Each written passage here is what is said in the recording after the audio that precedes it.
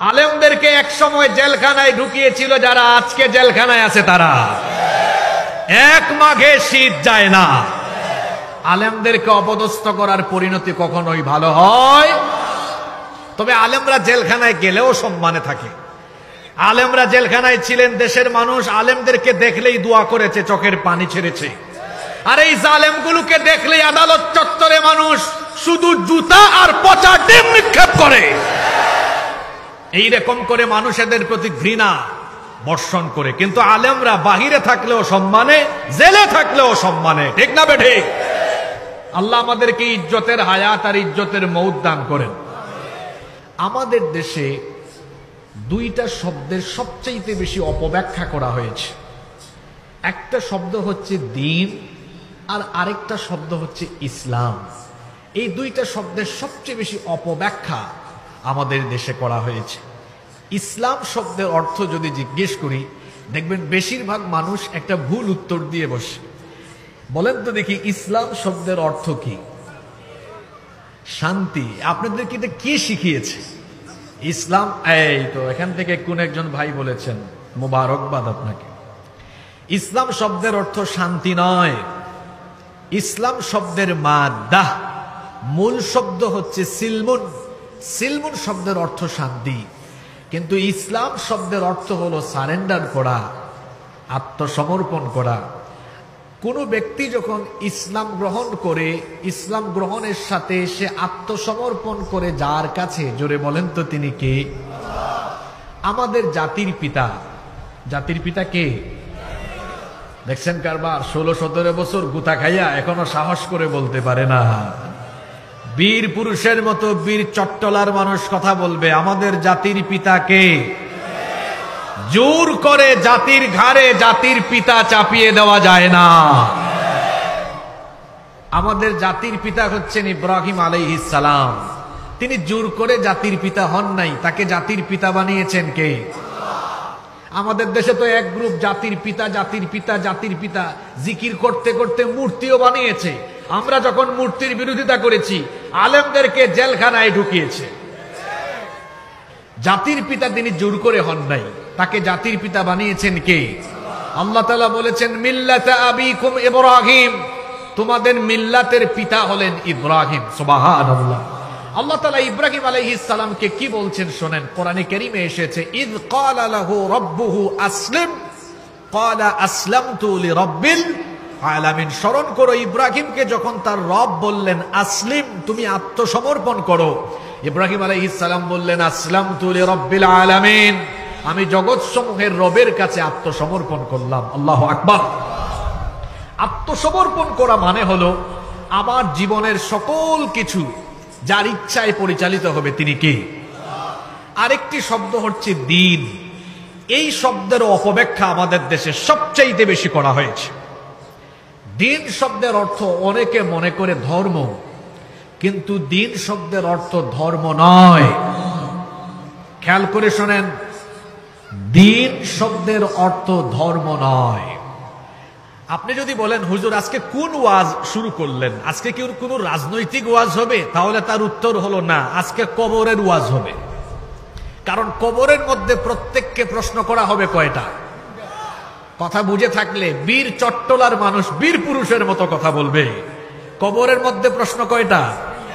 প্রথম প্রশ্ন কি? মার রব্বুকা। এবার আপনারা বলেন তো দ্বিতীয় প্রশ্নটা কি? বলেন দ্বিতীয় প্রশ্নটা কি? তো দ্বীনের প্রশ্ন কি কবরের মধ্যে নাই? তাহলে আজকে যে বিষয়ে ওয়াজ চলে, এটা কি দুনিয়ার ওয়াজ না কবরের ওয়াজ?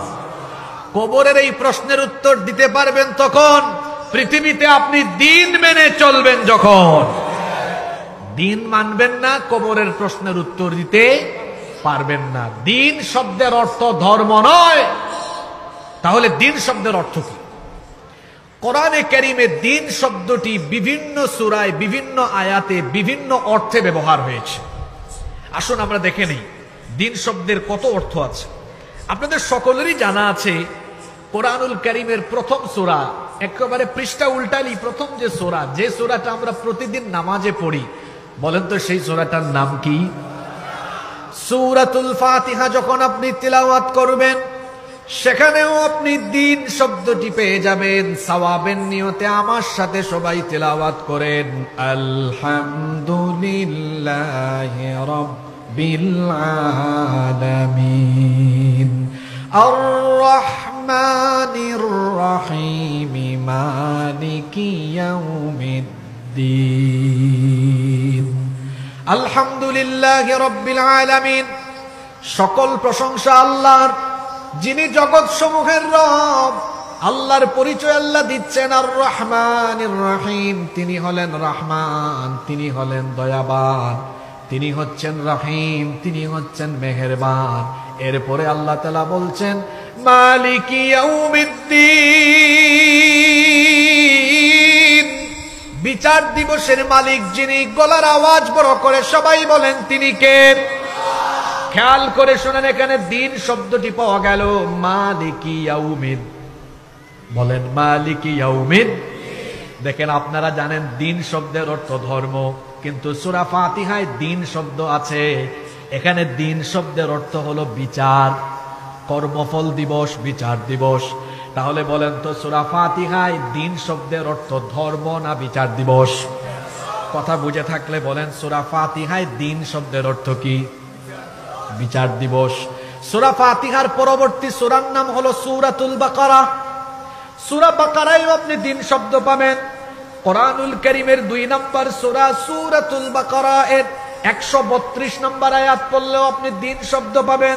রব্বুল আলামিন বলছেন ওয়াওয়াসসা বিহা ইব্রাহিমু বানিহি ওয়া ইয়াকুবু ইয়া বানিয়া ইন্নাল্লাহা আসতাফা লাকুমুদ্দীন ফালা তামুতুন্না ইল্লা ওয়া আনতুম মুসলিমুন। আল্লাহ তাআলা বলছেন ওয়াওয়াসসা বিহা ইব্রাহিমু বানিহি ওয়া ইয়াকুব, আর ইব্রাহিম এবং ইয়াকুব তাদের সন্তানদেরকে ওসিয়ত করলেন, ইয়া বানিয়া, হে আমার সন্তানেরা, ইন্নাল্লাহা আসতাফা লাকুমুদ্দীন, নিশ্চয়ই আল্লাহ তোমাদের জন্য এই দিনকে মনোনীত করেছেন, এই দিনকে তিনি নির্বাচিত করেছেন। দেখেন, এখানেও দিন শব্দটি পাওয়া গেল। বিভিন্ন তাফসিরে এই দিন শব্দের ব্যাখ্যায় এই আয়াতে এসেছে। এখানে দিন শব্দের অর্থ হচ্ছে আকীদাতুত তাওহীদ, অর্থাৎ একত্ববাদী আকীদা, একত্ববাদী বিশ্বাস লালন করা। ইব্রাহিম এবং ইয়াকুব আলাইহিমুস সালাম তাদের সন্তানদেরকে ওসিয়ত করেছেন, হে আমার সন্তানেরা, তোমরা একমাত্র যে দিন ধারণ করবে, একমাত্র যার গোলামি করবে তিনি কে? তাহলে দেখেন, এখানে সূরা বাকারায় দিন শব্দের অর্থ হচ্ছে তাওহীদ। দেখি তো কেমন মনোযোগ আছে বলেন। সূরা ফাতিহায় দিন শব্দের অর্থ কি? বিচার দিবস। দেখেন, আমি কিন্তু আপনাদের প্রশংসা একটু আগে ডক্টর আবুল কালাম আজাদ বাশার ভাই চলে আসছেন, কাজী ইব্রাহিম হুজুরও আসছেন, আমি দেখা করে আপনাদের প্রশংসা করে আসছি। আমি বলছি, এই এলাকায় আমি 2-2.5 বছর জুমা পড়াইছি, এখানে অনেক মাহফিলে আসছি, এখানকার শ্রোতারা কোয়ালিফাইড, ওনারা কথা বলেন। তো আপনারা কি আজকে কথা বলা বন্ধ করে দিবেন নাকি? তো সূরা ফাতিহায় দিন শব্দের অর্থ কি পাইলাম? বিচার। আর সূরা বাকারায় দিন শব্দের অর্থ পাইলাম কি? তাওহীদ। আপনি দেখেন, এই দিন শব্দের কত রকমের অর্থ আছে। সূরা বাইয়িনার 5 নম্বর আয়াতে আল্লাহ তাআলা বলছেন ওয়ামা উমিরু ইল্লা লিয়াবুদুল্লাহা মুখলিসিনা লাহুদ্দিন হুনাফা ওয়া ইউকিমুস সালাতা ওয়া ইউতুজ যাকাতা ওয়া যালিকা দীনুল কাইয়্যিমা। এখানে আল্লাহ বলছেন ওয়ামা উমিরু ইল্লা লিয়াবুদুল্লাহা মুখলিসিনা লাহুদ্দিন, আর তাদেরকে কেবল এই নির্দেশ দেওয়া হয়েছে একনিষ্ঠভাবে তারা কেবল আল্লাহর গোলামি করবে এবং দ্বীনকে কেবলমাত্র তার জন্য নির্দিষ্ট করে নেবে। এখানে মুফাসসিরিনে কেরাম দ্বীন শব্দের অর্থ করেছেন আল্লাহর আনুগত্য, অর্থাৎ একজন মুসলমান কেবলমাত্র আনুগত্য করবে কার? আল্লাহর পরে যার আনুগত্য করতে হয় তিনি হচ্ছেন মুহাম্মাদুর রাসূলুল্লাহ। সবাই বলি সাল্লাল্লাহু। দেখেন, এখানে দ্বীন শব্দের অর্থ হলো আনুগত্য। আবার কোরআনে কারীমের 42 নম্বর সূরা সূরাতুশ শুরা 21 নম্বর আয়াত পড়লেও দিন শব্দ পাবেন। আল্লাহ তাআলা বলছেন, আম লাহুম শুরাকাউ শারাউ লাহুম মিনাদ-দীনি মা লাম ইয়া'যাম বিহিল্লাহ। আল্লাহ তাআলা বলছেন, তাদের কি এমন কোন শরীক আছে নাকি যারা তাদের জন্য এমন কোন শরীয়তের বিধিবিধান নির্ধারণ করে দিয়েছে যার অনুমতি আল্লাহ দেন নাই। এই আয়াতেও দিন শব্দ এসেছে। এই আয়াতের দিন শব্দের অর্থ হলো শরীয়তের বিধান, শরীয়তের রীতিনীতি। দেখেন, আমি এক এক করে 5টা সূরা থেকে 5টা আয়াত বললাম। দিন শব্দের কত অর্থ কোরআনে। সূরা ফাতিহায় দিন শব্দ এসেছে, সেখানে দিন শব্দের অর্থ হলো বিচার বা কর্মফল দিবস। সূরা বাকারায় দিন শব্দ এসেছে, সেখানে দিন শব্দের অর্থ হলো তাওহীদ। এরপরে সূরা বাইয়িনায় দিন শব্দ পেলাম, সেখানে দিন শব্দের অর্থ হলো আল্লাহর আনুগত্য। এরপরে আমরা সূরা শুরার ভেতরে দিন পেলাম, সেখানে দিন শব্দের অর্থ হলো শরীয়তের বিধান। আবার আজকে যে আয়াত আমরা নির্ধারণ করলাম আলোচনার জন্য, এখানেও দিন শব্দ এসেছে। ইন্নাদ দীনা ইনদাল্লাহিল ইসলাম। নিশ্চয়ই আল্লাহর কাছে একমাত্র দিন হলো, জোরে বলেন, একমাত্র দিন কি? এতগুলো মানুষ আপনারাও পিরাউলিয়ার এলাকার মানুষ, আমিও পিরাউলিয়ার এলাকার মানুষ। সুতরাং দুই এলাকার মানুষই পিরাউলিয়া অধ্যুষিত। আমার বাড়ি জানেন না কোথায়? হযরত শাহজালাল রহমতুল্লাহ আলাইহের এলাকার মানুষ। তো আপনারাও 12 আউলিয়ার এলাকার মানুষ, আর আমরা 360 আউলিয়ার এলাকার মানুষ। তো ওলিয়া উলিয়া ওলিয়া উলিয়া প্লাসে প্লাসে তো প্লাস হওয়ার কথা, কিন্তু এখানে তো মাইনাস হয়ে যায়। আওয়াজ কি মাইনাস থাকবে না প্লাস থাকবে? জোরে বলেন, মাইনাস না প্লাস? মুসলমান কথাও বলবে বীর পুরুষের মতো, সে যখন ময়দানে দাঁড়াবে সেখানেও বীর পুরুষের মতো। এমনকি জালেম বা বাতিলের সামনে দাঁড়ালেও মাথা উঁচু করে দাঁড়িয়ে থাকতে হবে। আমরা একমাত্র ভয় করি একজনকে, তিনি কে? জোরে বলেন, তিনি কে? আল্লাহ ছাড়া কাউকে আমরা ভয় করি। দেখেন, এখানেও দিন শব্দ এসেছে। ইন্নাদ-দীনা ইনদাল্লাহিল ইসলাম। নিশ্চয়ই আল্লাহর কাছে একমাত্র দিন হলো ইসলাম। এখানে দিন শব্দের অর্থ কি? এখানে দিন শব্দের অর্থ মুফাসসিরিনে কেরাম করেছেন, এখানে দিন শব্দের অর্থ হলো জীবন ব্যবস্থা। কথা বুঝে থাকলে একবার আমাকে সবাই জবাব দেন তো, এখানে দিন শব্দের অর্থ কি ব্যবস্থা? মাশাআল্লাহ, জোরে বলেন, দিন শব্দের অর্থ কি? আপনারা ভাবতে পারেন, হুজুর কুরআনের এত আয়াত আর এত সূরা রেখে আপনি এই আয়াত আজকে ধরছেন কেন? একটু পরে টের পাবেন কেন ধরছি। আপনার এই দিন ঠিক তো দুনিয়ার সব ঠিক, আর দিন বেঠিক তো আপনার সব বেঠিক। আর এই প্রশ্ন কবরেও আপনার জন্য ওয়েট করছে। কবরে এই প্রশ্ন আছে না? আছে। এখানে দিন শব্দের অর্থ হলো জীবন ব্যবস্থা। সম্মানিত বাবারা, প্রিয় যুবক ভাইয়েরা, জীবন ব্যবস্থা মানে আমার কি? জীবনের সংজ্ঞা কি? What is life? জীবন কি? একজন লোক 1980 সালে জন্মগ্রহণ করে 2020 সালে মারা গিয়েছে। তাহলে আমরা বলতে পারি 1980 থেকে 2020 এই 40 বছরের সময়কাল হলো তার জীবন। তার মানে হলো সময়ের সমষ্টির নাম হলো জীবন। সময়ের সমষ্টির নাম কি? জীবন। অর্থাৎ জন্ম থেকে নিয়ে মৃত্যু পর্যন্ত এই গোটা সময়ের সমষ্টির নাম হলো জীবন। আর ব্যবস্থা মানে কি? আজকে যে এত সুন্দর মাহফিল এখানে আয়োজন হলো, আমার মনে হয় সীতাকুণ্ডে এই ধরনের মাহফিল অনন্য। খুব চমৎকার আয়োজন তারা করেছেন। আল্লাহ আয়োজকদেরকে কবুল করে নেন। এই যে এত সুন্দর আয়োজন হলো, আমরা আসলাম, আপনারা আসলেন, এই আয়োজনের একটা ব্যবস্থাপনা হয়েছে। ব্যবস্থাপনায় কিছু লোকজন নিয়োজিত আছেন, তারা এটার ব্যবস্থাপনা করেছেন। তাহলে ব্যবস্থাপনা মানে হচ্ছে কোনো একটা আয়োজনের আপনার শুরু থেকে শেষ পর্যন্ত সবকিছুর কি করা, সুন্দর একটা ব্যবস্থা বা ব্যবস্থাপনা করা। জীবন ব্যবস্থা মানে হলো আমার আপনার জীবনের শুরু থেকে শেষ পর্যন্ত এই জীবনের ব্যবস্থাপনা, এই জীবন পরিচালনার রীতিনীতি কেমন হবে, এই রীতিনীতি যে দিনের ভেতরে দেওয়া হয়েছে, সেই দিনের নাম হলো, জোরে বলতে হবে, সেই দিনের নাম কি?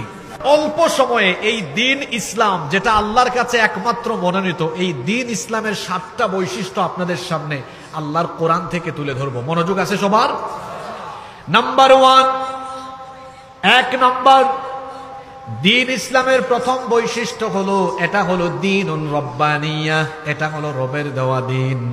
দিন ইসলামের ভেতরে যা কিছু আছে, এখানে যা কিছু আছে কোন ফেরেশতা, পয়গাম্বর, নবী, রাসূল, ওলিয়া উলিয়া কিংবা আলেম ওলামাদের দেওয়া নয়, বরং ইসলামের সকল রীতিনীতি কার দেওয়া? আস্তে বলবেন না, জোরে বলেন, কার দেওয়া? ফেরেশতা, নবী, রাসূল, ওলিয়া উলিয়া, পীর মাশায়েখ কোনো কিছু বানিয়ে ইসলামের ভেতরে ঢুকিয়ে দেন নাই, বরং ইসলামের সকল বিধান মহান আল্লাহর তরফ থেকে এসেছে। ইসলামী শরীয়তের প্রধান উৎস কোরআন। এই কোরআনের একটা অক্ষর, একটা শব্দ কি অন্য কেউ বানিয়েছে নাকি? এমনকি আল্লাহর নবীও এটা নিজে নিজে রচনা করেননি। আল্লাহর নবী যখন কাফির বেঈমানদের সামনে কোরআনের দাওয়াত দিতে লাগলেন, কাফির মুশরিকরা বলতে লাগলো, তারা বলল, মুহাম্মদ, আমরা বলি সাল্লাল্লাহু আলাইহি ওয়াসাল্লাম, তিনি এটা নিজে নিজে রচনা করেন, নিজে নিজে বানিয়ে বলেন। আল্লাহ তাআলা কাফির বেঈমানদের জবাব দিয়ে আয়াত নাজিল করলেন, ওয়ামা ইয়ানতিকু আনিল হাওয়া ইন হুয়া ইল্লা ওয়াহয়ুন ইউহা। আমার নবী নিজে নিজে বানিয়ে কিছুই বলেন না, তার মনোবৃত্তির অনুসরণ করে তিনি কোনো কিছু বলেন না, তিনি তাই বলেন যা আমার তরফ থেকে ওহী হিসাবে আসে। আল্লাহ তাআলা আরো বললেন, ওয়ালাউ তাকাওয়ালা আলাইনা বা'দাল আকাওয়িল লাখাযনা মিনহু বিল ইয়ামিন সুম্মা লাকাতা'না মিনহুল ওয়াতিন। আমি বলি নাই, এমন কিছু যদি আমার নামে আমার নবী কোরআনে ঢুকিয়ে দিতেন, তাহলে আমি আমার নবীর ডান হাতকে চেপে ধরে নবীর গলার এই কণ্ঠনালীকে কেটে ফেলে দিতাম। আল্লাহু আকবার। তার মানে নবী নিজে থেকে বানিয়ে কোনো কিছুই বলেন নাই, বরং এই কোরআনের ভেতরে এবং ইসলামে যত রীতিনীতি বা বিধান আছে, সকল বিধি বিধান রীতিনীতি যার তরফ থেকে এসেছে তিনি কে? পয়েন্টগুলো মনে রাখবেন। দিন ইসলামের 7টা বৈশিষ্ট্য বলে যাচ্ছি আজকে। এক, এটা দীনুন রব্বানিয়া, এটা কার দেওয়া দিন?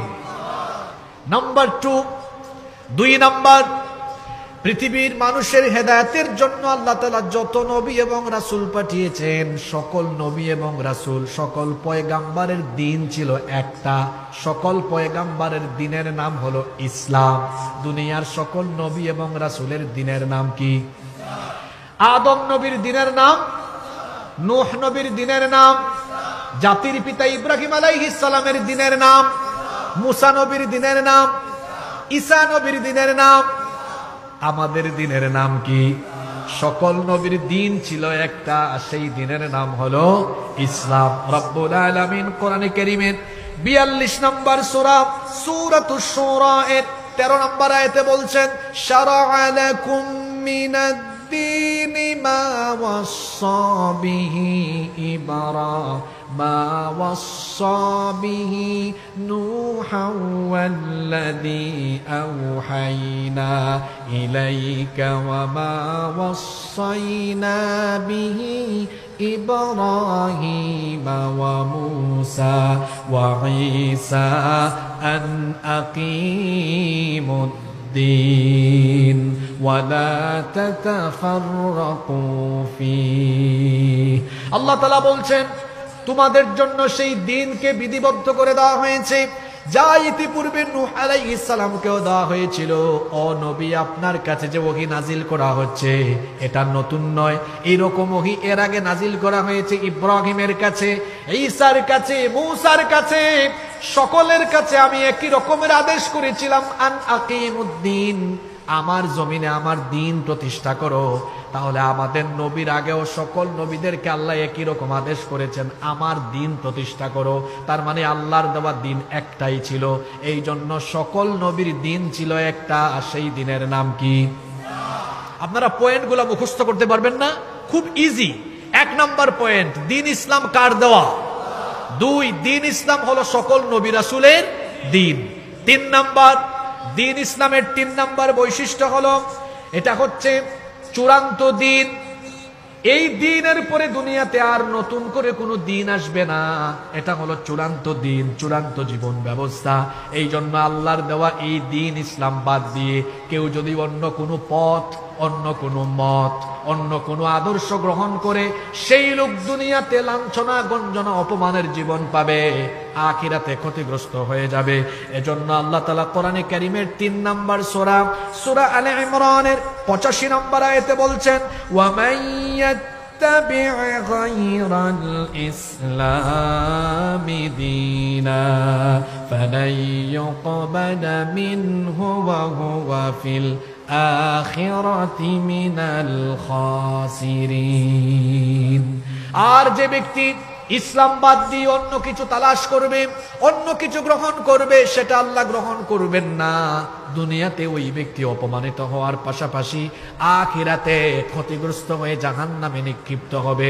এই জন্য কান খাড়া করে শুনে রাখেন, আল্লাহর দেওয়া দ্বীন ইসলাম যদি আপনার জীবনের সকল সেক্টরে আপনি যদি মানতে না পারেন, অনুসরণ করতে না পারেন, আল্লাহর দেওয়া দ্বীন ইসলামের আদর্শ বাদ দিয়ে তথাকথিত নেতা আর নেত্রীর আদর্শ গ্রহণ করে জীবন চালাবে যারা, দুনিয়া আখিরাতে ক্ষতিগ্রস্ত হয়ে যাবে তারা। এই জন্য খেয়াল করে আজকে আল্লাহর কোরআনের আয়াতগুলো শুনে যান।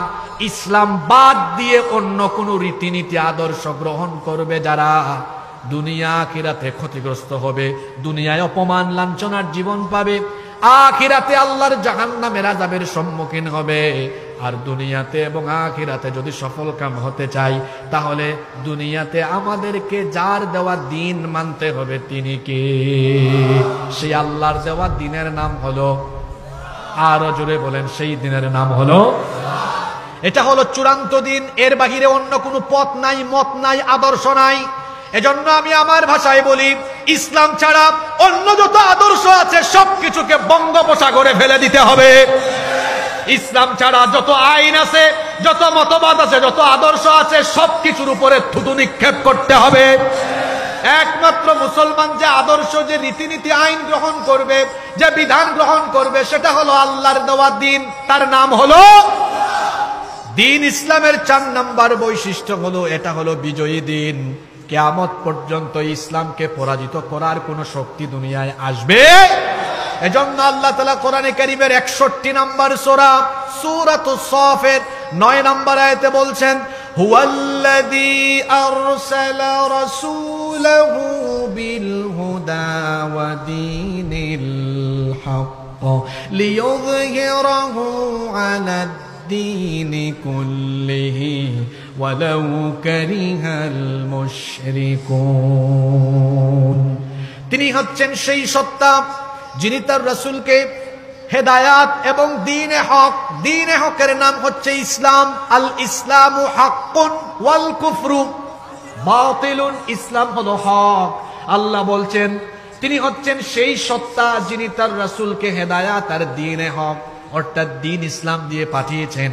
কেন পাঠিয়েছেন? যাতে করে পৃথিবীর সকল পথ, মত এবং আদর্শের উপরে ইসলামকে বিজয়ী আদর্শ হিসাবে প্রতিষ্ঠা করতে পারেন। রাসূলকে এই দায়িত্ব দিয়ে দুনিয়ায় যিনি পাঠিয়েছেন তিনি কে? ইসলাম কিয়ামত পর্যন্ত বিজয়ী থাকবে। ইসলামকে কেউ নিশ্চিহ্ন করতে পারবে না। এটা দ্বীন ইসলামের বৈশিষ্ট্য। সেই রাসূলের জামানা থেকে আজ পর্যন্ত ১৫০০ বছর ধরে পৃথিবীর ইতিহাস হলো এই, যারাই আল্লাহর এই দ্বীন ইসলামকে নিশ্চিহ্ন করতে চেয়েছে তারা নিজেরাই দলবল সহ পৃথিবীর জমিন থেকে নিশ্চিহ্ন হয়ে গিয়েছে। গত ১৬-১৭ বছর আমরা বহু বাধা বিপত্তি, জুলুম, নির্যাতন, জেল, জুলুম, ফাঁসি, বহু কিছু মোকাবেলা করেছি। আমরা হারিয়ে যাইনি, বরং আমাদেরকে যারা হারিয়ে দিতে চেয়েছিল আজকে তারা নিজেরাই ক্ষমতা ছাড়া শুধু হয়ে নাই, দেশ ছাড়া হয়ে দেশ থেকে পালিয়ে যেতে বাধ্য হয়েছে। আমরা ছিলাম, আমরা আছি, আমরা থাকবো। আমরা যারা আল্লাহর দ্বীনের পথে চলি আমরা হারাই না, আমরা পালাই না। দ্বীন বিরোধীরা এরা একটা সময় হারিয়ে যায়, পালিয়েও যায়।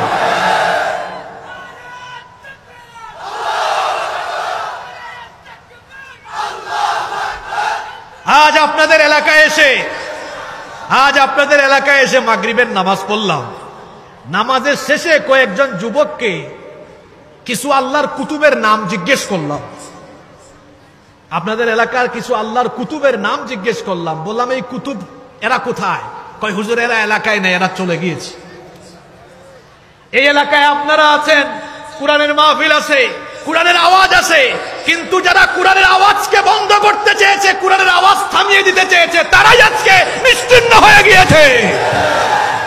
এটা দ্বীন ইসলামের বৈশিষ্ট্য, দ্বীন ইসলামের অনুসারীদের বৈশিষ্ট্য।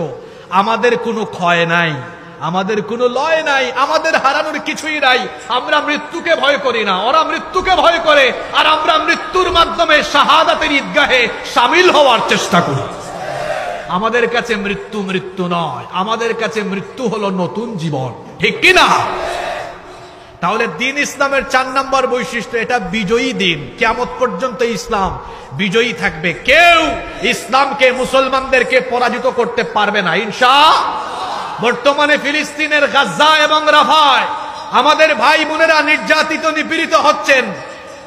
ইসরায়েলের অসভ্য দখলদার ইহুদিরা এবং পশ্চিমারা, তারা চাচ্ছে পৃথিবীর মানচিত্র থেকে ফিলিস্তিনকে আলাদা করে দিবে, ফিলিস্তিনকে পৃথিবীর মানচিত্র থেকে বাদ দিয়ে দিবে। শুনে রাখো পৃথিবীর মানবতা, ফিলিস্তিন পৃথিবীর মানচিত্র থেকে হারাবে না, কারণ আমাদের মহান নেতা পৃথিবীতে আগমন করছেন, আমাদের মহান নেতা আসতেছেন। সেই নেতার নাম কি? ইমাম মাহদি। ইমাম মাহদি আলাইহিস সালাম আসবেন, তার জন্ম হবে মদিনায়, তার আত্মপ্রকাশ হবে মক্কায়। তিনি এসে গোটা পৃথিবী পরিচালনা করবেন, শাসন করবেন, আর তার খেলাফতের হেডকোয়ার্টার হবে এই ফিলিস্তিন, এই শামের অঞ্চল। সুতরাং এই ফিলিস্তিন পৃথিবীর মানচিত্র থেকে হারিয়ে যাবে না, বরং আজকের এই মজলুম ফিলিস্তিনিরাই ইমাম মাহদির সৈন্য হয়ে আগামীর বিশ্বকে তারা শাসন করবে। আগামীর পৃথিবীকে মুসলমানরা শাসন করবে, আমরা হারিয়ে যাব না। আগামীর পৃথিবী ইসলামের পৃথিবী, আগামীর পৃথিবী মুসলমানদের পৃথিবী ইনশাআল্লাহ। কষ্ট হচ্ছে আপনাদের? দ্বীন ইসলামের 4টা বৈশিষ্ট্য বলে ফেলছি, দেখি মনে রাখছেন কিনা। 1, এটা কার দেওয়া? 2, সব নবী রাসূলের দিনের নাম কি? 3, এটা চূড়ান্ত দিন। 4, এটা বিজয়ী দিন। এই 4টা পয়েন্ট মনে থাকবে তো? বাকি আছে আর কয়টা? আপনারা কি 8-10 মিনিট মনোযোগী থাকতে পারবেন? মনোযোগী থাকতে পারবেন তো? নাম্বার 5 নাম্বার দ্বীন ইসলামের 5 নাম্বার বৈশিষ্ট্য হলো, এটা হলো সার্বজনীন, এটা হলো বিশ্বজনীন। আমাদের এই দিন, এটা নির্দিষ্ট কোনো অঞ্চলের জন্য, নির্দিষ্ট কোনো এলাকার জন্য আল্লাহ দেন নাই, বরং এই দিন হলো সার্বজনীন, এটা হলো বিশ্বজনীন। যেমন আমাদের রব, যিনি, জুড়ে বলেন তিনি কে? সেই রবের পরিচয় হলো তিনি শুধু মুসলমানদের রব নন। সূরা নাস পড়লে দেখবেন, কুল আউযু বিরাব্বিন, তিনি হচ্ছেন রব্বিন নাস, সকল মানুষের রব। তিনি হলেন রব্বুল আলামিন, জগৎ সমূহে যত মাখলুকাত আছে, সকল মাখলুকাত, সকল সৃষ্টির রব যিনি, তিনি কে? আবার আমাদের নবী, তিনিও কোনো নির্দিষ্ট অঞ্চলের জন্য আসেন নাই, কিংবা তাকে শুধু আল্লাহ মুসলমানদের নবী বানান নাই। আল্লাহ তাআলা বলছেন, ওয়া আরসালনাকা লিন্নাসি রাসূলা ওয়া কাফা বিল্লাহি শাহীদা। আল্লাহ তাআলা বলছেন, ও নবী, আমি আপনাকে সকল মানুষের জন্য রাসূল হিসেবে পাঠিয়েছি। আল্লাহ তার নবীকে আরো বলেছেন, ও নবী, আপনি বলুন, قل يا أيها الناس إني رسول الله إليكم جميعا। হে নবী, আপনি বলুন, আমি তোমাদের সকলের জন্য যার তরফ থেকে রাসূল হিসাবে প্রেরিত হয়েছি, তিনি কে? তাহলে আল্লাহ হলেন সবার, রাসূল হলেন, কথা বুঝতেছেন? আল্লাহ হলেন সবার, রাসূল হলেন। এবার আমাদেরকে আল্লাহ যে কিতাব দিয়েছেন, এই কিতাব কি শুধু মুসলমানদের নাকি সবার? আরো জোরে বলেন। দেখেন আপনাদের পরিচিত আয়াত, একটু মহব্বতে তিলাওয়াত করেন। এটা যে সকলের কিতাব, আল্লাহ এই আয়াতে বলেছেন, আমার সাথে পড়েন, শাহরু রমাদানাল্লাযী উনজিলা ফীহিল কুরআন হুদাল লিন্নাস ওয়া বাইয়িনাতিম মিনাল হুদা ওয়াল ফুরকান। শাহরু রমাদানাল্লাযী উনজিলা ফীহিল কুরআন, রমজান মাস যে মাসে নাজিল হয়েছে কোরআন, আর এটা কার জন্য? আল্লাহ এরপরে বলছেন, আল্লাহ তাআলা এরপরে বলছেন হুদাল লিন্নাসি ওয়া বায়্যিনাতিম মিনাল হুদা ওয়াল ফুরকান। এটা হলো হুদাল লিন্নাস। আল্লাহ বলেন নাই হুদাল লিল মুসলিমিন, এটা মুসলমানদের হেদায়েতের কিতাব, এই কথা বলেননি। বলেছেন হুদাল লিন্নাস, এটা সকল মানুষের হেদায়েতের কিতাব। সুবহানাল্লাহ পড়বেন না? আল্লাহ সবার, রাসূলও সবার, কোরআনও সবার। তাহলে বলেন তো এই দ্বীন ইসলাম এটা কি সাম্প্রদায়িক না সার্বজনীন? এটা হলো সার্বজনীন, এটা হলো বিশ্বজনীন। গোটা বিশ্বের সকল মানুষের জন্য আল্লাহ যে দ্বীন দিয়েছেন, জোরে বলেন তো সেই দ্বীনের নাম কি? দেখেন, এই মুহূর্তে কোনো হিন্দু মুসলমান হতে পারবে, কোনো খ্রিস্টান চাইলে মুসলমান হতে পারবে, কিন্তু আপনি চাইলেই কি? কিন্তু আপনি দেখেন ইহুদি যারা, আপনি চাইলে কিন্তু ইহুদি হতে পারবেন না। পারবেন? পারবেন না। আবার বাপ ইহুদি হইলেও হবে না, আপনার মা ইহুদি হওয়া লাগবে, তাইলে ইহুদি হতে পারবেন। কিন্তু ইসলাম গ্রহণে কি এমন কোন রীতিনীতি বিধিবিধান আছে? যদি বলেন আছে। হিন্দু হোক, বৌদ্ধ হোক, খ্রিস্টান হোক, ইয়াহুদ হোক, যে ব্যক্তি হোক না কেন, আমাদের দ্বীন ইসলাম সার্বজনীন হওয়ায় যে কোনো ব্যক্তি আমাদের দ্বীন ইসলামে আসতে পারবে, ওয়েলকাম, স্বাগত জানাই আমরা। কারণ দ্বীন ইসলাম এটা কারো জন্য নির্ধারিত নয়, সকলের জন্য এই দ্বীন দিয়েছেন কে?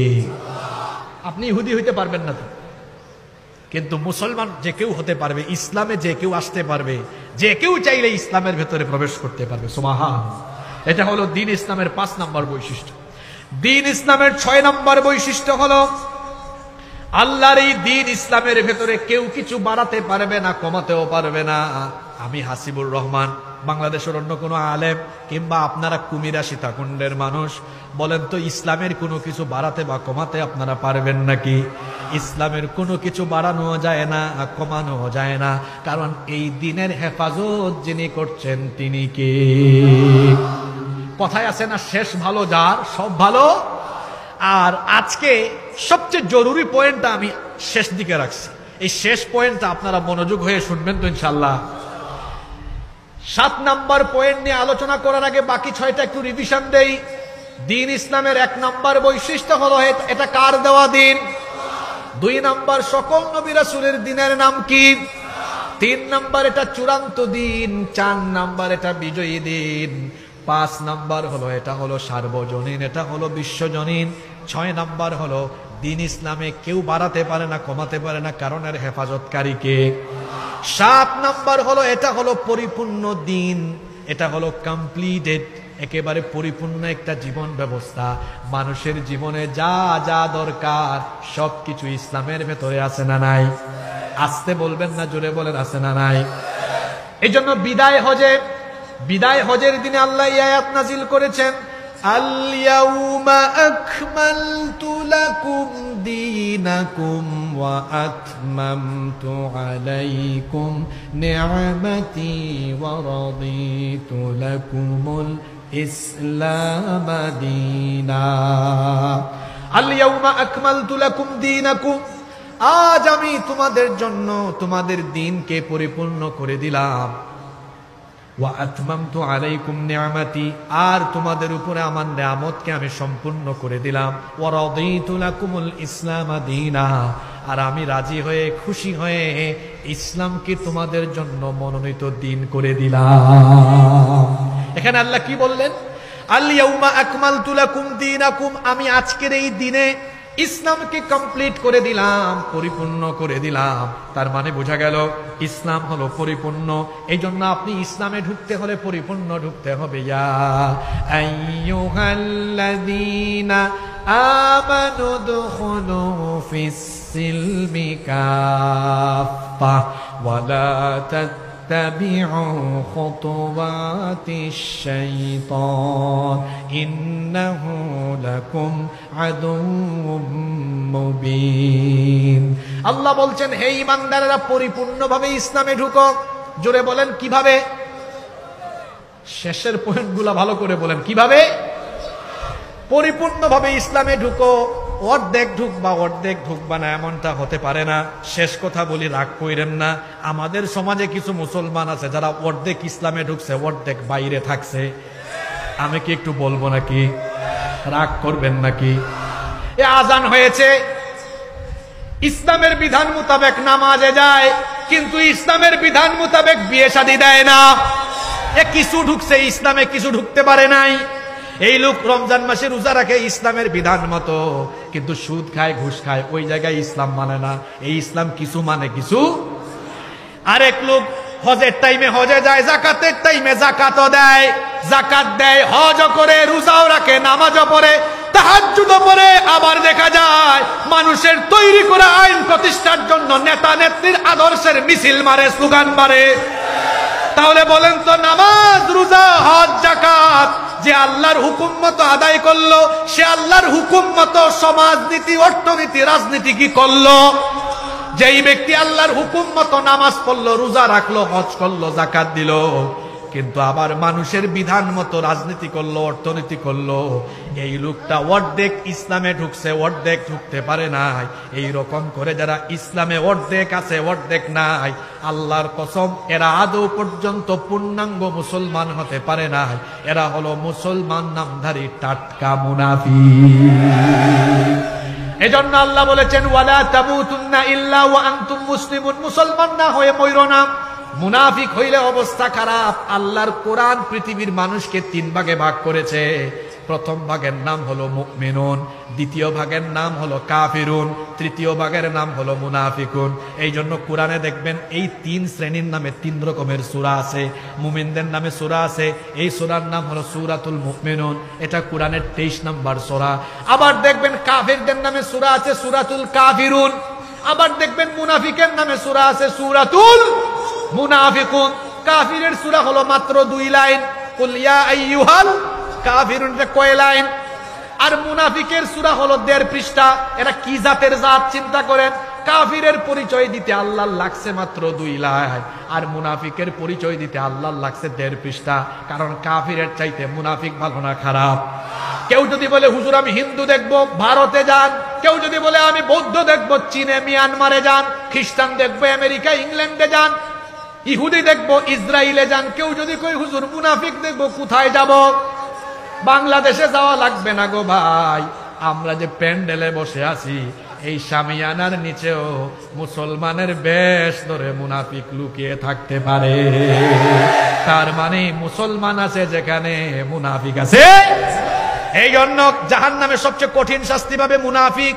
আবু জাহেল, আবু লাহাব, উতবা, সাইবা এরা যাবে জাহান্নামের উপরে, আর আব্দুস সালাম নামের মুনাফিক যাবে জাহান্নামের তলে। এখানে আবার আব্দুস সালাম কেউ থাকলে আপনি রাগ করেন না, এটা কথার কথা। ইসলামে ঢুকলে পুরাটাই ঢুকতে হবে। আর আজানও হয়ে গেছে, তো আমি আর এই আলোচনাটা কমপ্লিট করলাম না। এই 7টা বৈশিষ্ট্য বললাম, কিন্তু 7 নম্বর পয়েন্টটা সমাপ্ত করলাম না। এটা যদি কোনো একদিন আপনাদের এলাকায় আসতে পারি, সুযোগ হয়, এই অসম্পূর্ণ আলোচনা সমাপ্ত করে যাব ইনশাআল্লাহ। আজকে আলোচক মেহমান বেশি, আর যারা দূর থেকে এসেছেন তাদের কথা আপনারা মনোযোগ দিয়ে শুনবেন ইনশাআল্লাহ। শুধু শেষে আমি এই ছোট্ট করে এই কথাটাই বলবো, দিন ইসলামের যে 7 নম্বর বৈশিষ্ট্য বললাম, এটা পরিপূর্ণ। সুতরাং আপনার অর্থনীতি, রাজনীতি, সমাজনীতি, এক কথা, মৃত্যুর আগ পর্যন্ত জীবনের সামগ্রিক ব্যবস্থাপনা যার দেওয়া দিন, যার দেওয়া রীতিনীতি দিয়ে পরিচালিত হবে, তিনি কে? আর সেই দিনের নাম হলো ইসলাম। আল্লাহ আমাদেরকে আমৃত্যু দিন ইসলাম মোতাবেক চলার তৌফিক দান করেন।